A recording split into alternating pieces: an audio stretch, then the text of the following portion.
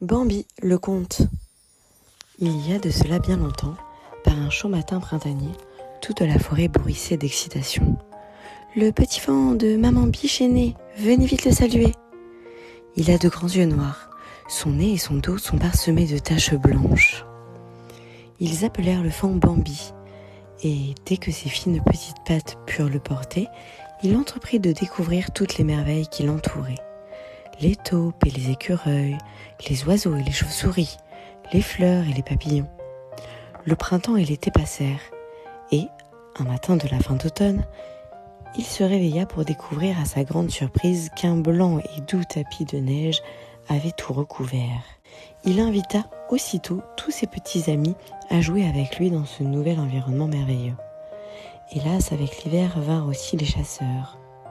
Un jour funeste, deux d'entre eux surprirent Bambi et sa maman en train de brouter les quelques brins d'herbe qu'il restait dans une clairière. La biche ordonna immédiatement au faon de fuir, et ce dernier plongea instinctivement dans les fourrés, bondissant au loin aussi vite qu'il pouvait.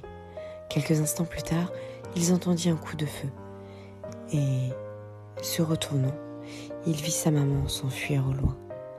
Ne la voyant pas revenir les jours suivants, le faon, désespéré, comprit que sa mère avait perdu sa trace. Il erra tout d'abord sans but dans les bois, jusqu'à ce qu'il rencontre un cerf majestueux appelé le grand prince de la forêt. Apitoyé par le sort du pauvre faon, ce dernier l'accueillit au sein de sa harde et lui enseigna tout ce qui était nécessaire à sa survie, maintenant qu'il était orphelin. Vint un jour où le vieux cerf fit venir Bambi auprès de lui et lui confia gravement : « Mon cher Bambi, tu es mon fils et un jour tu régneras sur cette harde. Fais-le alors avec courage, bienveillance et sagacité. Protège-la des pièges et de tous les dangers. » C'étaient des jours heureux pour Bambi. Il se lia d'amitié avec une douce faune de son âge, appelée Féline, et tous deux passaient des heures ensemble à jouer à cache-cache dans les bois. En compagnie de Féline, le temps s'écoulait rapidement, et quand le printemps fut venu, Bambi remarqua qu'une paire de bois avait poussé sur sa tête. Avec eux, il se sentait indubitablement plus comme l'un des cerfs de la harde. Mais un jour, de triste mémoire, Bambi vit d'effrayantes langues de feu, telles qu'il n'en avait jamais vues, s'élever de la forêt. « La forêt prend feu !» crièrent les habitants des bois, courant à la rivière pour échapper aux flammes.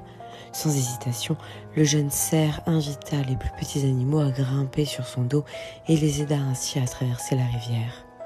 En reconnaissance de sa conduite altruiste, il fut unanimement élu maître de la forêt. À partir de ce moment, sous sa direction avisée, les animaux des bois vécurent en paix et en harmonie pour de nombreuses années.